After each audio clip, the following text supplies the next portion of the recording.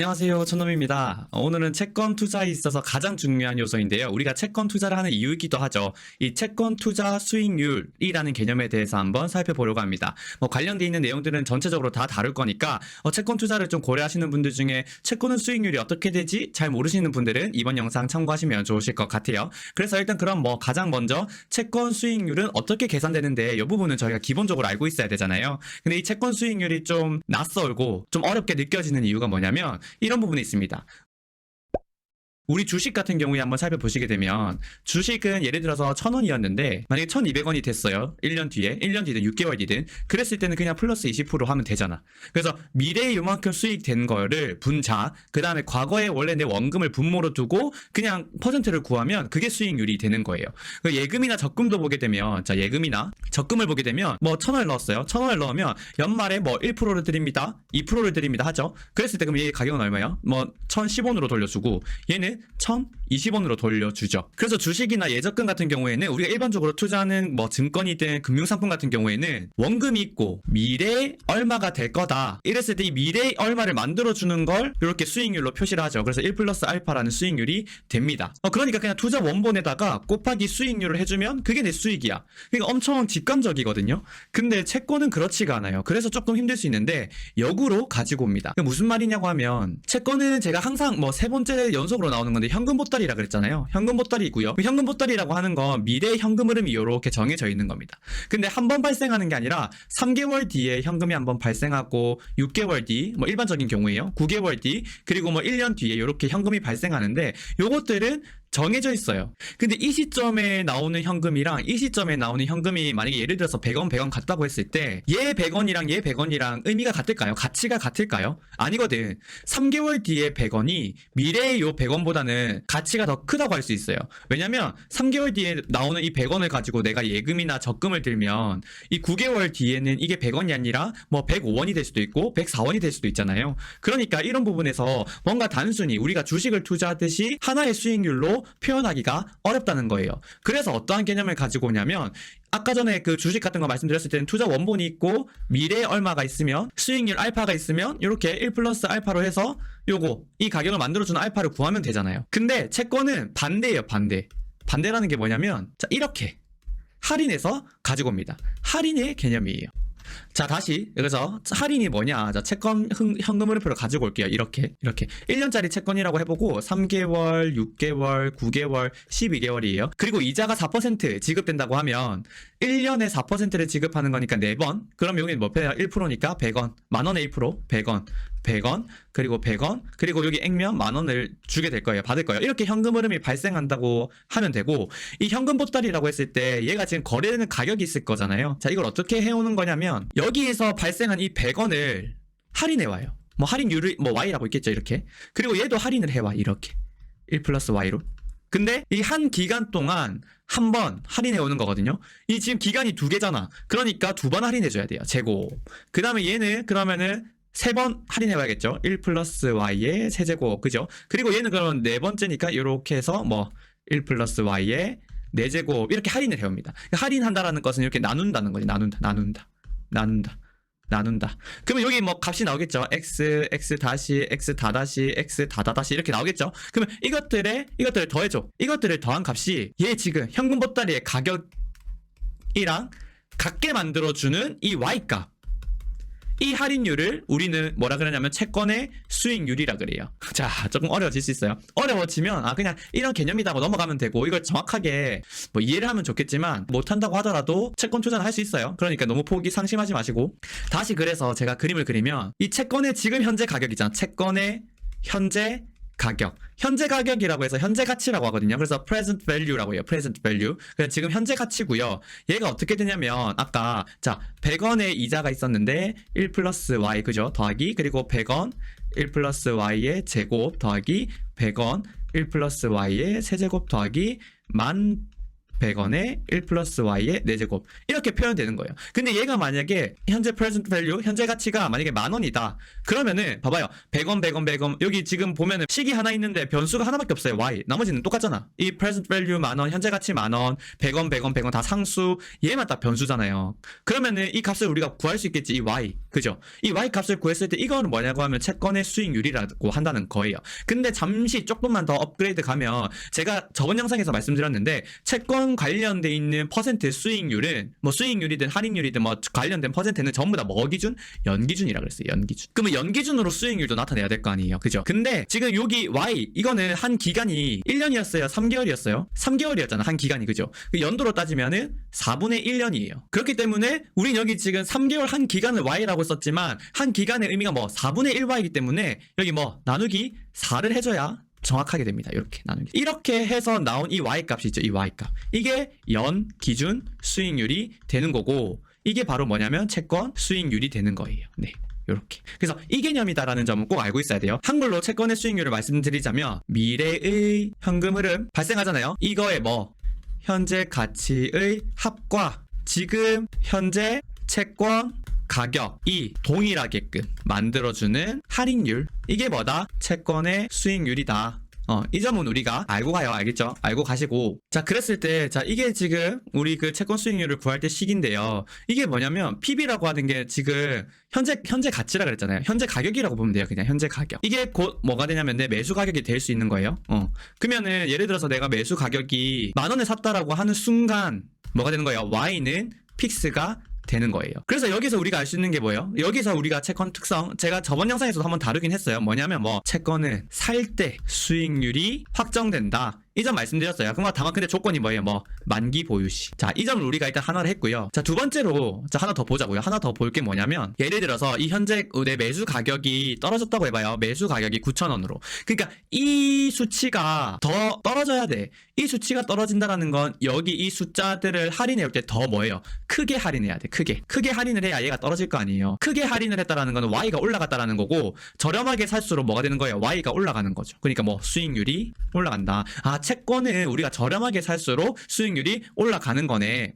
그렇게 생각하시면 됩니다. 이러한 특성들은 우리가 알 수 있어요. 식을 가지고. 근데 뭐 식 몰라도 제가 계속 뭐 저번 영상부터 계속 말씀드리잖아요. 식은 좀 더 공식화하기 위해서 제가 말씀드리는 거지. 그렇게 몰라도 돼요. 이렇게 채권은 현금 보따리인데 주는 현금이 픽스가 돼 있어. 그러면 당연히 이게 문화상품권이랑 같은 거잖아요. 결국에 문화상품권인데 10만원짜리 문화상품권은 당연히 저렴하게 살수록 내 수익은 뭐예요? 올라가는 거지. 그래서 10만원짜리를 얼마? 10만원에 샀으면 수익률 0. 그죠? 근데 뭐 9만원에 샀으면 9분의 1, 뭐 10점 몇 프로, 뭐 10.1% 뭐 이렇게 수익 나는 거잖아요. 저렴하게 살수록 수익률은 올라간다. 당연한 거예요. 그냥 이걸 식으로 표현했다 뿐이지 식으로 표현하니까 괜히 어려울 수 있는데 어려울 거 전혀 없어요. 그렇게 제가 채권 수익률의 개념과 채권 수익률을 수식으로 보여드리지는 않았지만 저번 영상에서 계속 말씀드렸어요. 이 수익률을 좀 분해해보면 자 리턴이라고 할게요. 리턴 R. 저 R로 쓸 거예요. 수익. R은 뭐가 되냐? 쿠폰. 이자 더하기 뭐가 된다 그랬어요? 자본손익이었고 이게 뭐였어요? 자본손익. 이게 뭐 얼마나 싸게 샀니? 이거라 그랬잖아요. 그죠? 그래서 좀 전에 예시에서 뭐였어요? 이자가 4%였어요. 그죠? 그러니까 여기가 뭐가 되는 거예요? 4%가 되는 거고 자본손익 얼마나 싸게 샀니는 만원에 샀으면 당연히 0이 되겠죠. 근데 만약에 9,000원에 샀다 그러면은 얼마? 1,000원의 수익이 나니까 만원에 1,000원이면 10%잖아. 그럼 여기 10% 초과 수익이 나는 거죠. 그러면 더 해서 뭐 9,000원에 샀을 때는 14%의 수익이다. 뭐 이런 식으로 계산이 되는 거예요. 이렇게 연결시킬 수 있어요. 저번 영상이랑 이전 참고하시면 되고요. 오늘은 주제가 수익률인 만큼 수식을 계속해서 써서 뭔가 이렇게 공식화해 나갈 거거든요. 그래서 자 다시 한번 더 R 리턴을 C 더하기 제가 항상 여기 한글로 썼는데 자본손익이라고 자 이거를 수식으로 표현해드리자면 이러한 구조를 가집니다. 마이너스 1 곱하기 듀레이션 곱하기 델타 Y 곱하기 365분의 보유일수 이러한 수식을 가져요. 그래서 이걸 조금 더 설명을 해보도록 하겠습니다. 자 일단 첫 번째 듀레이션. 듀레이션은 제가 유사한 의미로 그냥 잔존만기라고 기억하시라고 말씀드렸고 델타는 변화량을 의미해요. 변화량. 그러면 델타 Y 여기서 이 Y는 뭐냐면은 금리거든요. 금리. 그러니까 얘는 뭐가 되는 거예요? 델타 Y는 금리의 변화. 그죠? 금리 변화를 말하는 거고 변화율이라고 표현할까요? 변화율. 그리고 저기 뒤에 나오는 365 나누기 보유일수는 제가 항상 말씀드리는 것처럼 채권의 수익은 연율화해서 말을 해줘야 되기 때문에 이 금리가 변하는데 단기간에 변화할 때랑 매우 장기간에 걸쳐서 변화할 때 이 영향이 달라요. 리턴에 대한 영향이. 그래서 어느 기간이든 항상 연율화를 해줘야 되기 때문에 이 보유일수의 365를 해주는 게 뭐냐면 연율화 작업이에요. 연율화 작업. 그래서 내가 만약에 2년 동안 보유했다. 그러면 여기 2년이 되는 거죠. 그러면 365 곱하기 2 해서 2분의 1이 되는 거예요. 그러면 길게 가져갈수록 뭐예요? 자본 손익에 대한 영향이 낮아지겠죠. 그죠? 이런 부분 아시면 좋고, 또 뭐 다 정리하자면 잔존 만기가 짧을수록 자본 손익 쪽에 뭐 영향이 덜어질 거고요. 그 금리 변화가 적을수록 자본 손익에 대한 영향은 적어지겠죠. 그래서 이렇게 특성을 가지고 있다라는 점을 우리가 일단 알 수 있어요. 그래서 이 점 일단 먼저 참고하시고요. 그리고 이 식에서 알 수 있는 게 뭐예요? 다 지금 전부 다 양수밖에 돼서 잔존 만기가 음수가 될 수 없고 보유일수도 음수가 될 수 없고 얘만 유일하게 음수가 될 수 있어요. 그래서 이 델타 Y라고 했을 때 델타 Y가 증가하면 뭐가 되는 거예요? 앞에 마이너스 1이 있기 때문에 뭐 손실 발생. 그죠? 금리가 오르면 채권은 손실이 발생한다. 우리가 익히 알고 있는 게 이렇게 식으로 설명이 되고요. 반대로 뭐 금리가 내려가면 얘가 음수가 되니까 음수 곱하기 음수는 양수가 돼서 뭐가 되는 거예요? 수익이 나는 거예요. 그쵸? 그래서 요 점도 참고하시면 좋아요. 자, 그리고 또 다음으로 넘어가서 자, 뭐예요? 제가 항상 두 개로 나눠서 말씀드렸는데 만기까지 보유했을 때 그리고 만기까지 보유하지 않았을 때 지금 두 개 차이가 난다 그랬고 만기까지 보유했을 때는 이 리턴이 뭐예요? 픽스라 그랬고 만기까지 보유 안 했을 때는 이 리턴이 뭐예요? 픽스가 아니라고 했어요. 픽스가 되는 이유는 이 자본 손익, 이 수익률의 변동을 주는 이 부분에서 듀레이션이 0이 되기 때문입니다. 그러니까 당연히 얘는 자본 손익이 영향을 미치지 못하겠죠. 그럼 또 약간 오해할 수 있긴 한데 그럼 리턴이 꼭 이자인가요? 이렇게 물어본다면 이건 아니다. 그죠? 그 이유는 뭐냐면 저기 자본손익 여기 이 자본손익에 뭐가 포함이 되어 있냐면 얼마나 싸게 샀니? 그죠? 이것도 자본손익이란 말이에요. 이게 지금 여기에 포함이 돼 있어요. 그 이유는 뭐냐면 내가 팔 때 있잖아. 만기까지 보유 안 하고 팔 때는 얼마나 비싸게 팔았니? 에서 얼마나 싸게 샀니? 이거 두 개를 차이를 구한 다음에 뭐예요? 듀레이션 곱해주고 365 나누기 보유일수 해주거든요. 그러니까 이게 지금 같이 쌍으로 포함이 돼야 되다 보니까 여기에 들어가 있어. 그래서 지금 자칫 생각하면 듀레이션이 0이니까 자본 손익에는 영향이 없고 결국에는 쿠폰이 이자 수익이네 이렇게 생각할 수 있는데 그게 아니라는 거죠. 알겠죠?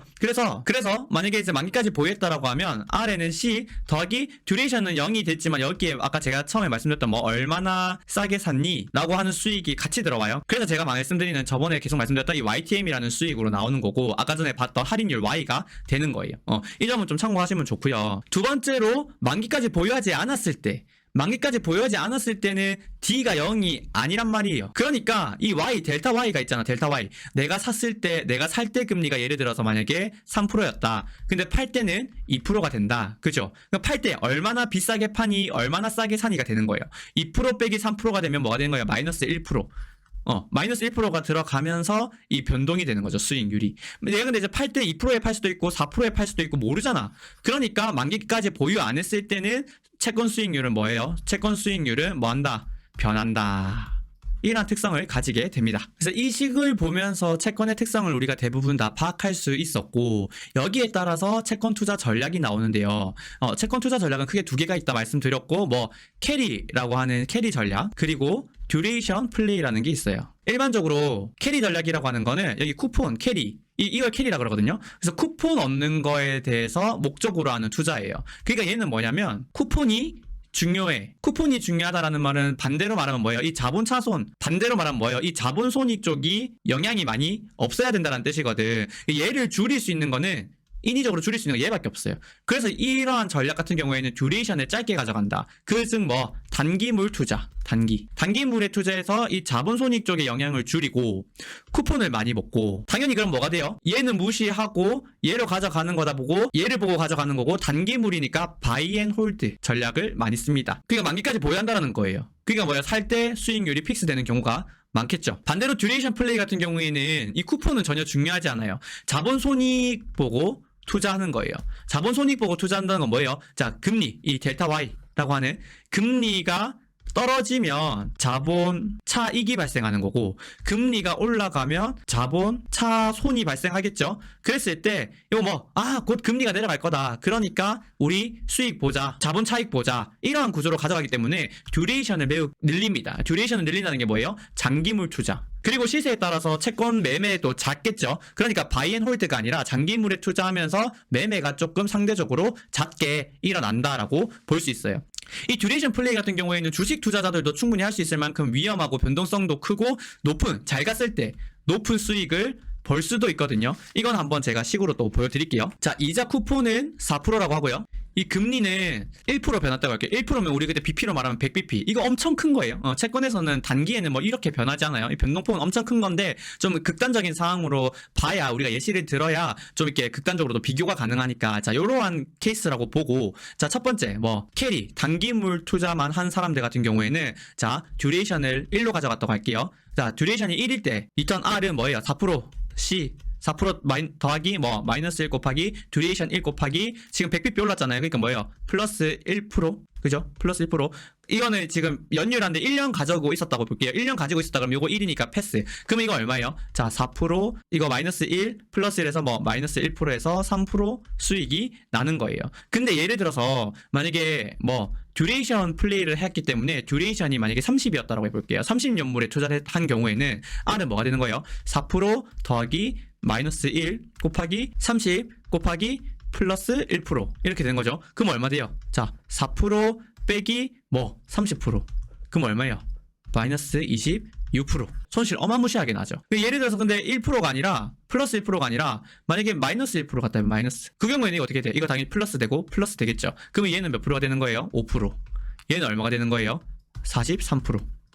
이렇게 변동성이 달라요.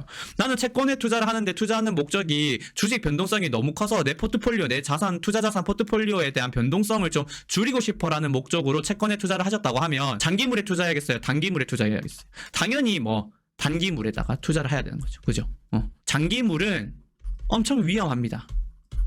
단기물 투자하고 만기까지 보유하는 경우에는 부도만 안 나면 수익이에요. 근데 장기물 같은 경우에는 부도가 안 난다고 하더라도 이 금리 변동에 따라서 뭐가 되는 거예요? 손실이 어마무시하게 날 수도 있습니다. 그러니까 공격적인 투자자만이 가능한 자산이다, 이렇게 생각해줘야 될 것 같아요. 그래서 이 정도 하고 끝날 줄 알았죠. 근데 끝날 줄 알았는데 수익률, 채권 수익률은 조금 어렵기 때문에 끝까지 봐야 돼. 그래서 하나만 딱 더 할게요. 하나만 더 할 건데 뭐냐면 여기서부터 조금 쉬워요. 자, 예를 들어서 채권의 수익이 내가 보유하면서 어떻게 인식이 되는지를 보여드릴 건데요. 자, 이게 1년째 때고 1년에 4%짜리 채권이라고 해볼게요. 4%짜리 채권. 그러면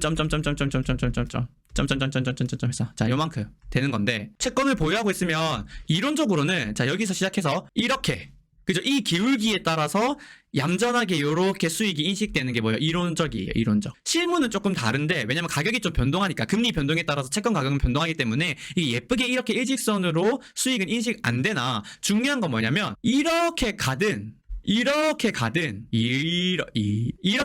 여기 무조건 이 1년 뒤에는, 만기 때는 무조건 4%로 도달한다라는 거예요. 이게 채권의 매력입니다. 이게 중요해요. 그래서 이걸 조금만 더 보자면, 자, 예를 들어서 자, 채권 수익률이 이렇게 인식이 됐다고 할게요. 이렇게 인식이 됐다는 뜻은 뭐냐면 수익률이 여기 보면 가파르게, 이론보다 가파르게 인식이 됐죠. 이 말은 뭐냐면 추가 수익이 있었다는 뜻이잖아요. 이 쿠폰 말고 추가 수익이 있었다는 뜻이고, 추가적인 수익이 있었다는 뜻은 뭐예요? 금리가 내려갔다는 뜻이에요. 금리가 내려가면 나는 이 정도 원래 수익을 벌려면 금리 변동이 없었을 때 요만큼 기다려야 되는데, 얘가 예를 들어서 만약에 뭐 1.5개월이고 얘가 3개월이라고 해봐요. 그러면 내가 이 수익 C 플러스 알파를 받으려면 3개월을 기다렸어야 되는데, 금리가 떨어지면서 채권 가격이 빡 올라가 주다 보니까 뭐 이 1.5개월 만에 이만큼 도달했다라는 거예요. 이렇게 될 수 있는 거고, 자, 그럼 이 시점에서 채권을 산 사람은 어떻게 되는 거예요? 가격이 오를 때 샀으니까 비싸게 산 거잖아. 10,000원을 10,000원에 주고 산 게 아니라 10,000원을 1050원, 1,100원 주고 산 거예요. 비싸게 주고 산 만큼 이자 4%보다는 낮은 수익률을 기록하겠지. 그래서 여기서부터는 이론적으로 이렇게 수익을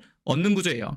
기울기가 처음 최초보다 낮아졌죠. 기울기가 낮아졌잖아 지금. 그러니까 얘는 4%가 아니라 뭐 3.8%, 3.7%가 될 수 있는 거예요. 이게 매력적인 사람이라면 이 금리에 이 수익률에 이 채권을 사는 거지. 그리고 만약에 이 3.7%라고 했을 때 나는 처음에 4%를 기대하고 샀는데 생각보다 수익이 많이 났어. 그래서 이제부터 가져가면은 3.7%밖에 수익이 안 나. 나는 4% 수익을 얻고 싶은데 그러면은 기존에 투자했던 사람은 뭐예요? 매도하고 뭐 새로운 4%짜리 채권에 재매수하는 거죠. 이러한 채권 그 운용 전략이 들어가게 됩니다. 그러니까 또 뭐 여긴 반대야. 자, 여기 지금 가격이 떨어졌잖아. 원래는 이론적으로 요만큼 돼야 되는데 지금 가격이 채권 수익이 요만큼밖에 안 났어요. 그죠? 이거는 이만큼만. 여기가 만약에 1년이었, 여기 만약에 6개월이었다고 하면 6개월만 보유하고 있었으면 받을 수 있는 이 수익을 나는 여기 지금 9개월이라고 할게요. 9개월.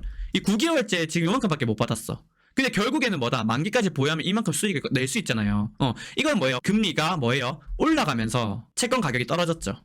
그러면서 뭐가 돼? 손실이 발생하면서 내가 생각보다 수익을 4%가 아니라 낮게 번 거예요. 그죠? 근데 뭐, 지금 이 시점에서 보면은, 자, 요만큼 올라가죠. 가파르죠? 그러니까 이때 사면 뭐예요? 수익률이 더 높아질 수 있는 거예요. 그러니까 이때 솔직히 매도하면 아쉽긴 하죠. 3개월만 기다리면은 여기 4%, 만 원에 4%면 400원이니까 400원을 주는데 내가 이거를 팔면 너무 아깝잖아요. 그러니까 보통 안 팔아요. 그래서 이러한 논리적인 사고 흐름 때문에 채권 가격은 만기로 갈수록 얼마? 만 원으로 수렴합니다. 자, 이것까지만 그리면 끝나요. 자, 요렇게. 어디 가도 이런 강의 없어요. 아닌가?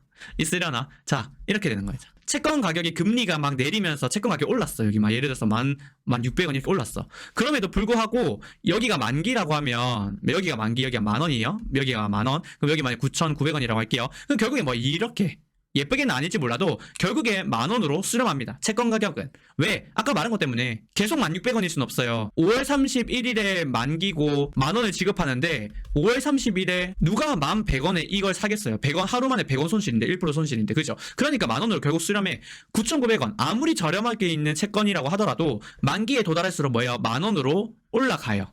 그러니까 이러한 특성을 가지고 채권에 투자를 하셔야 됩니다. 그러니까 채권은 부도 이슈가 있는 게 아니면 막 5,000원, 4,000원, 6,000원 이렇게까지 떨어지지 않아요. 왜? 결국에 만 원 받잖아. 그러니까 부도 위험만 없으면. 그럼 만 원에 좀 패깅돼서 만 원에 딱 연동이 돼서 크레딧에 따라서 채권 가격 1,200원 갈 수도 있고 1,100원 갈 수도 있는데 그렇기 때문에 특별한 이슈 없이 갑자기 채권이 뭐 금리가 올랐다고 해서 15,000원 가거나 그러진 않아요.